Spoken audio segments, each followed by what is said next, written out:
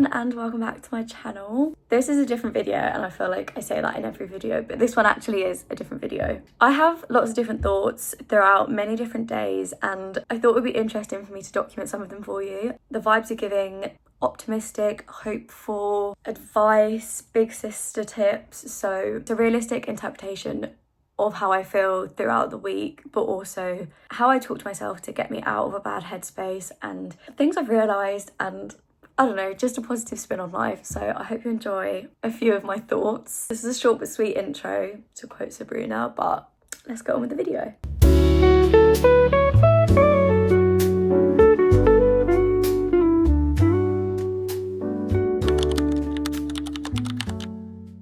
Something I realised whilst I was getting ready is the privilege we have to have so much information at our fingertips. Despite the fact this can be really daunting, we have to appreciate the luck and privilege we have to be able to access this information. I was feeling a bit down in the dumps earlier and a video came up on my recommended on YouTube. No matter what you're going through, there will be some free resource out on the internet that will help you in a certain situation. And I think sometimes we forget, because social media is depicted as this draining, toxic environment, and it really can be, but depending on how you use it, it can be so rewarding as well. Our grandparents and great-grandparents didn't have access to half the information that we do now, and we need to use this to our advantage. If you're struggling with something, use AI, find a video that someone's made. A thought that this then brought me to have is the impact that our social space has on us. For example, when I'm in a really bad place, I probably follow loads of influencers that I aspire to look like, but in an unhealthy way, but I want to be them, and that's just unhealthy. Whereas now I've unfollowed them people, they've not done anything wrong, but my brain doesn't do well with seeing them. So when I'm in a bad headspace, I might be listening to loads and loads of sad music and be following people that I know aren't good for my mental health. Whereas if I unfollow those people and I suddenly listen to a motivational podcast, or I listen to some more upbeat music, could be by your same favourite artists, but it's just slightly flipping it so that all this time you're spending on your phone is just a little bit more positive. Firsthand, I've seen the difference that having a more positive feed can have. Just be wary that we consume so much, but make sure that a good percentage of it is a positive exposure rather than something that's actually going to hinder us or make us feel worse, because then we're just self-sabotaging, and it's so easy to do that. A quote that stuck with me is, you will choose a comfortable hell over an uncomfortable heaven, and it's so true. So just think, like, what would my heaven look like? And it might be uncomfortable, but that is going to be better for you than just sitting in this little pit of sadness that you're so comfortable in. A bit off topic, but that was my current thought. Sometimes you literally just have to treat yourself like a kid. If you struggle with discipline, like so many of us do, what do you do when you're younger and there's things that you don't want to do? What did your parents used to get you to do? You'd have a sticker chart, you'd have rewards, you'd have pocket money, you'd have so many different things. So if you struggle with discipline and getting things done as an adult, then give yourself little rewards. What do we do when a dog learns a new trick? We give them a treat. What are we going to do when we do something we've been putting off? Eat a treat, or buy a treat, or watch a thing of our favourite show. Positive reinforcement, my friends. An example of this, so you know I'm not waffling. Me and my friends want to go to the gym in the morning, and to them 7 AM gym sounds like the worst thing in the world, which is fair enough. But I said, right, okay, what we're gonna do, different, but if you bail on a gym sesh, whatever time that was meant to be, you've got to put that amount of money into a jar.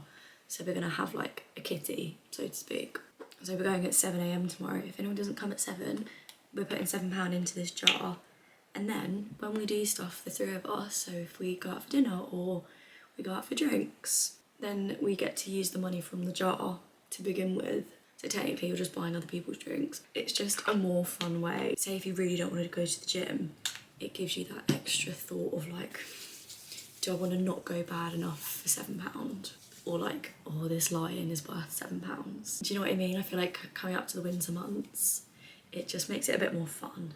It just gives us like that extra bit of responsibility. Like, not only we're having to make a decision whether we want to do it, but also if we want to part ways from our money. But we're a bit more like fussy with what we spend our money on, whereas we're not as fussy about being strict with ourselves.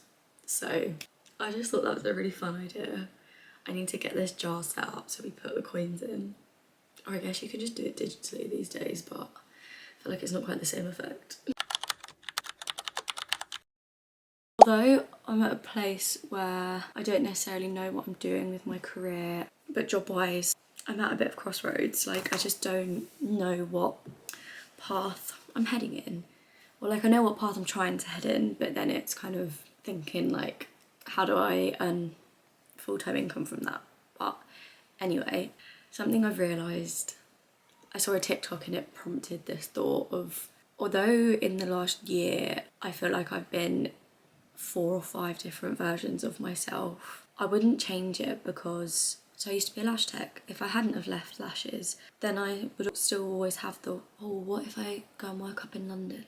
So I did that, and then London didn't work out. But if I'd have forced a life that wasn't right for me just because I'd quit lashes for that, then I wouldn't have had some of the opportunities I've had now with my social media career, and some of the people I've met I wouldn't have met if I didn't do social media, and some of the connections I've made, and like the way I work and the people that are in my life at the minute, everything works the way my life currently is. Like, every box is ticked in terms of like the basic check boxes of a happy life. I wouldn't have said that in my other 2 versions of me, career-wise, that any of those boxes were really ticked. Yeah, okay, it was a more steady income, but like some the other crucial boxes in life weren't ticked.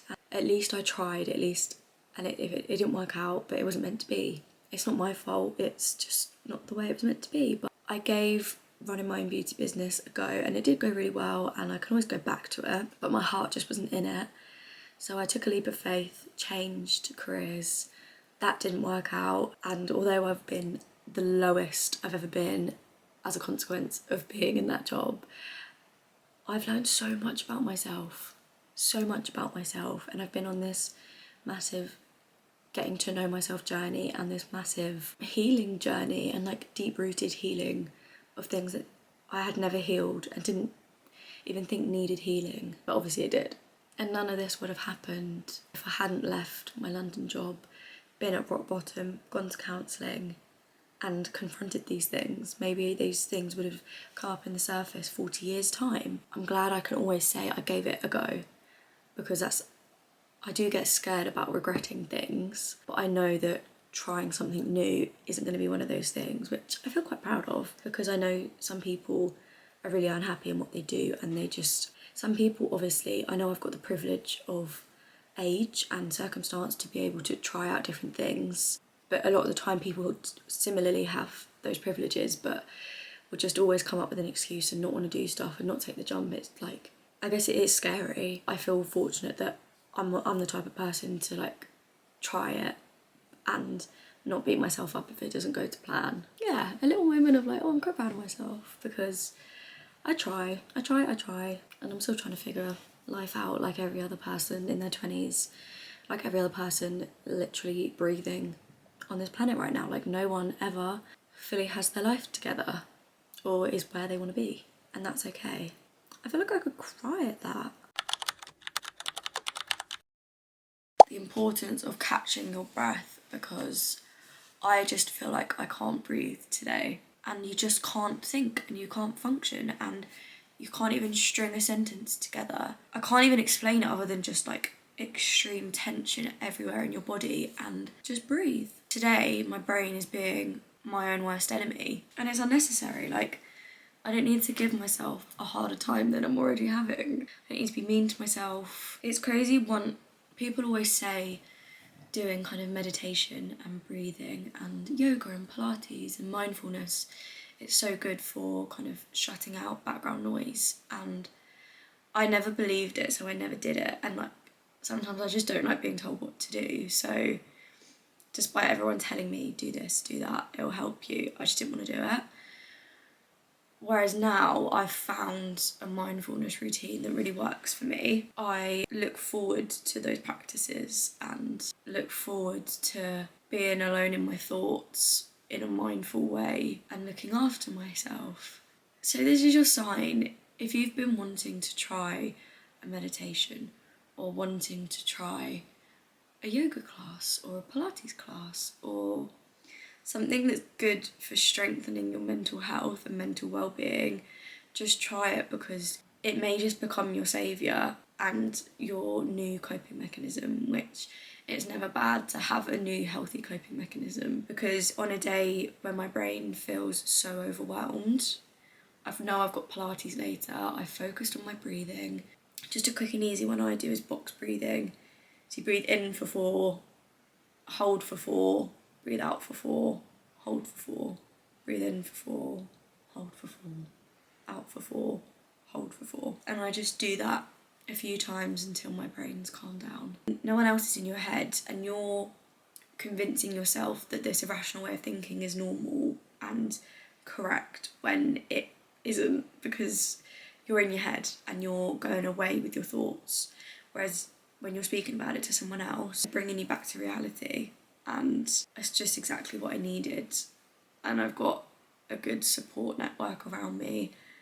And from me reaching out about how I'm feeling today, it's filled me with an overwhelming gratitude for the people in my life.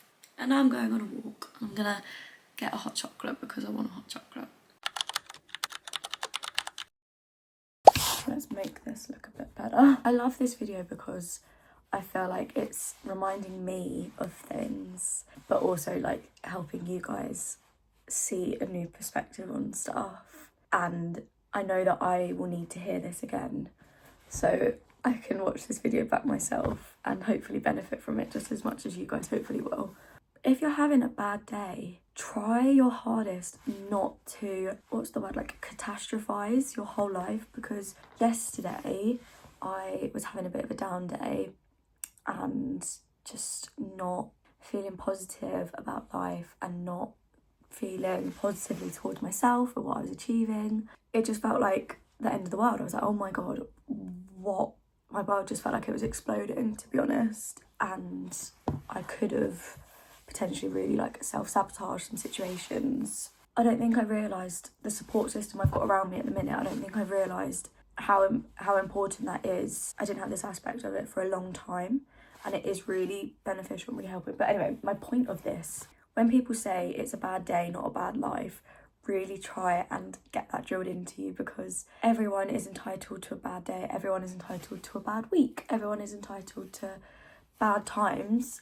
It may feel in the moment that everything is the worst thing in the world. The next day, like I've woken up today, I had a good night's sleep, and I've listened to my body and I've taken care of myself. And all of a sudden I still feel a bit fragile, like emotionally, but it's not as bad as I thought it was. It's so easy to be swept up and just think, I can't do this anymore. Literally just a bit of sleep and looking after yourself. I can't remember where I've said this before, but like when you're feeling like that, treat yourself like a child and give yourself the things that you would do for a child. Like if they're sad, you'd be like, oh, what can I do to cheer them up? Give them their favourite snack. You'd make them their favourite drink or favourite dinner, and they'd watch their favourite movie. Like treat yourself like that when you're having a bad day, because it's what your body needs. It needs looking after, and it needs that like external bit of serotonin from your favourite things. And then tomorrow's a new day. I've woken up today, as I say, still fragile, but I can talk through it at my counselling session in a bit.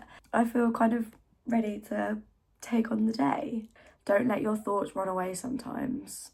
Sometimes it runs away in a good way, and then other times it's in a not so good way. When you're feeling like that, gratitude is so important. Just to remind yourself of like all the things you do have going on in your life, and all the things. Having gratitude allows you to realise all the things you do have in your life. And although you're entitled to your feelings, you're entitled to feel, you're entitled to your emotions. Like no one can take that away from you, and no one can tell you how to feel, or like you shouldn't react like this, you shouldn't react like that because other people have it worse. It's not that thought process that I'm going down, but having gratitude just lifts you up spiritually. Rest be kind to yourself and it will pass. And that's how I'm feeling this morning, and I'm about to go off to therapy. Hopefully I'll learn some new stuff. I'm gonna round this video off here. I have thoroughly enjoyed filming this. I just feel like it's what's needed on social media, real life, normal people giving this kind of advice. Like, obviously I'm not a medical professional, but my necklace, sorry. Obviously I'm not a medical professional, but I've paid a lot of medical professionals for lots of different advice, so I'm just kind of like relaying what I've learned, and I hope that's okay. Thank you so much for watching this. My DMs are always open to anyone. Please follow me on my other social medias, and I will see you in my next video. Bye!